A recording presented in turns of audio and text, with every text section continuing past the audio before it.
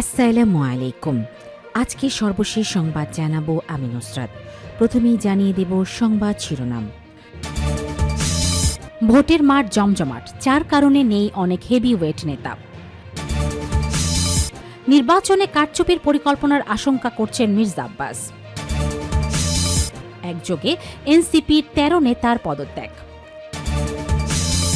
পৈতৃক জমি বিক্রি করে রাজনীতি করছি, ব্যবসা করতে আসেনি বললেন মির্জা ফখরুল। সর্বশেষ জানাবো, ক্ষমতায় গেলে 10,000 টাকা পর্যন্ত কৃষি ঋণ মওকুফ ও পদ্মা ব্যারেজ করার প্রতিশ্রুতি। শিরোনাম শুনলেন, এবারে বিস্তারিত। ভোটের মাঠ জমজমাট, 4 কারণে নেই অনেক হেভিওয়েট নেতা। ত্রয়োদশ জাতীয় সংসদ নির্বাচনকে কেন্দ্র করে সারা দেশে প্রচারণা জোরদার হলেও ছোট বড় বেশ কয়েকটি রাজনৈতিক দলের প্রভাবশালী ও হেভিওয়েট নেতা এবার নির্বাচনে অংশ নিচ্ছেন না। অনুসন্ধানে জানা গেছে মূলত 4টি কারণে তারা ভোটে মাঠের বাইরে রয়েছেন। এসব কারণের মধ্যে রয়েছে বার্ধক্যজনিত অসুস্থতা, রাজনৈতিক বাস্তবতায় কোণঠাসা অবস্থা, কারাবন্দী বা আত্মগোপনে থাকা এবং নির্বাচনে লেভেল প্লেইং ফিল্ড না থাকার অভিযোগ। বার্ধক্যজনিত কারণে অনেক প্রবীণ নেতা এবার প্রার্থী হননি। কেউ কেউ তাদের পরিবর্তে স্ত্রী বা সন্তানকে উত্তরাধিকার হিসাবে প্রার্থী করেছেন। আবার কেউ রাজনৈতিক পরিস্থিতিতে নিজেকে দুর্বল অবস্থানে মনে করায় নির্বাচনে নামেননি। অন্যদিকে একাধিক নেতা বর্তমানে কারাগারে কিংবা আত্মগোপনে থাকায় নির্বাচন থেকে দূরে রয়েছেন। 2018 সালের নির্বাচনে বিএনপির নেতৃত্বাধীন জাতীয় ঐক্যফ্রন্টের অন্যতম শীর্ষ নেতা ছিলেন ডক্টর কামাল হোসেন।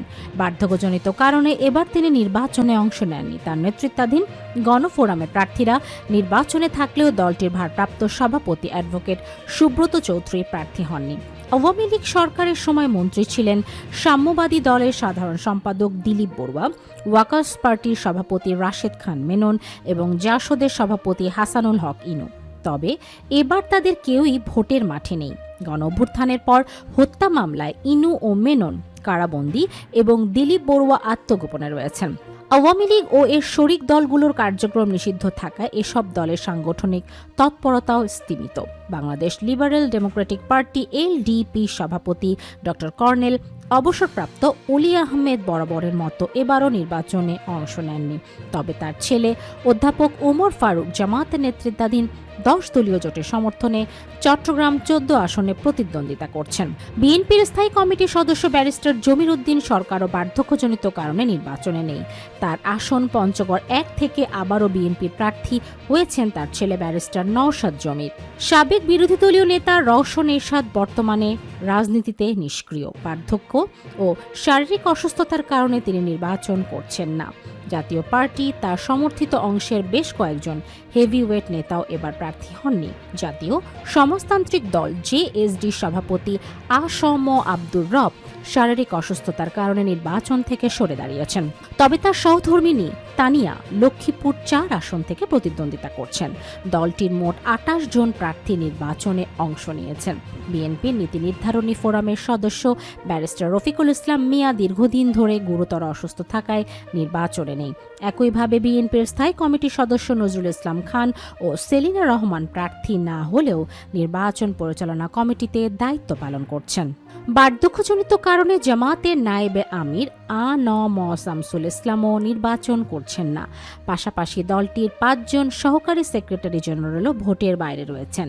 ইসলামী আন্দোলন বাংলাদেশের আমির চরমোনাই পীর মুফতি সৈয়দ মোহাম্মদ রেজাউল করিম বরাবরের মতো এবারও নির্বাচনে অংশ নেননি। তবে তার ভাই ও দলের সিনিয়র নায়েবে আমির সৈয়দ মোহাম্মদ ফয়জুল করিম বরিশাল 5 ও বরিশাল 6 আসনে প্রার্থী হয়েছেন। জাতীয় পার্টির জেপি চেয়ারম্যান আনোয়ার হোসেন মঞ্জু এবার নির্বাচনে অংশ নেননি।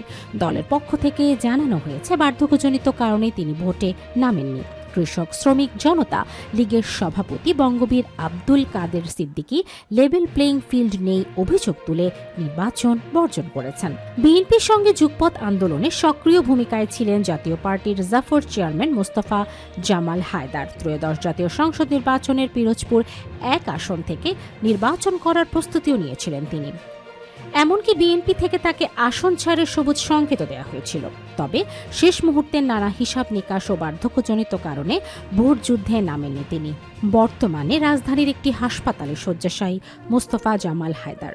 নির্বাচনে কারচুপির পরিকল্পনার আশঙ্কা করছেন মির্জা আব্বাস। ঢাকা ৮ আসনের বিএনপির প্রার্থী ও দলটির স্থায়ী কমিটির সদস্য মির্জা আব্বাস বলেছেন, বহু ত্যাগ ও সংগ্রামের মধ্য দিয়ে দেশের মানুষ ভোটাধিকার অর্জন করেছে।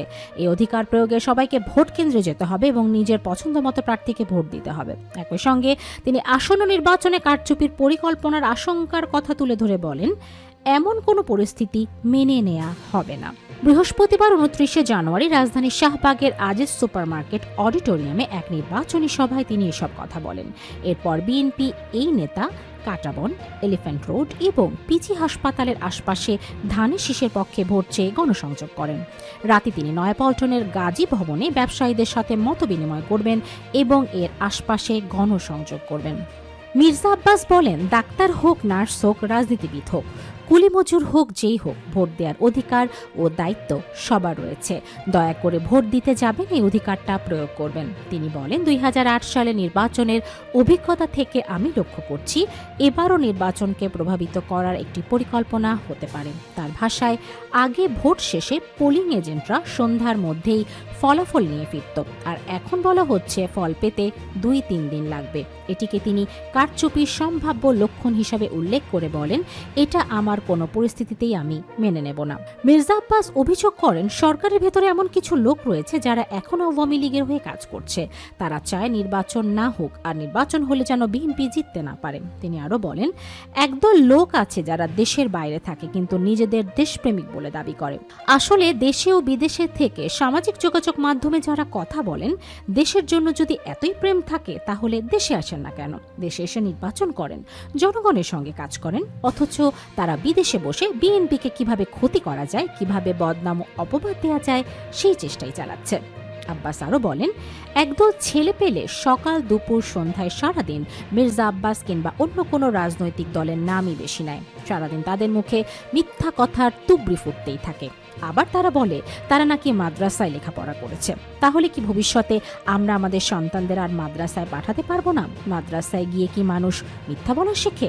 মাদ্রাসায় মানুষ ধর্মীয় শিক্ষা পায়, সত্য শিক্ষা পায়। সেখানে গীবত কি মিথ্যা কি এসব শেখানো হয় এবং গীবত ও মিথ্যা বলা নিষেধ করা হয়, অথচ এরা মাদ্রাসায় পড়ে সকাল দুপুর সন্ধ্যা মিথ্যা কথা বলেই যাচ্ছে। তিনি বলেন, বাবারা নির্বাচন করেন, ভোট দেন, কিন্তু ভোট চাইতে হলে বলুন আপনি কি করছেন এবং ভবিষ্যতে কি করবেন। আপনি কোথা থেকে এসেছেন সেটা আমার দেখার বিষয় নয়। কথা হলো, আপনি নিজের কাজের কথা বলে মানুষের ভোট চান। অন্যের গীবত করে অপবাদ দিয়ে সময় নষ্ট করার কোনো প্রয়োজন নেই। বিএনপির এই নেতা বলেন, আমি অন্তত 5 বার নির্বাচন করেছি, আপনারা দেখেছেন। এখানে যারা পুরনো লোক আছেন, আপনারা কি কখনো শুনেছেন আমি কারো বিরুদ্ধে কথা বলেছি?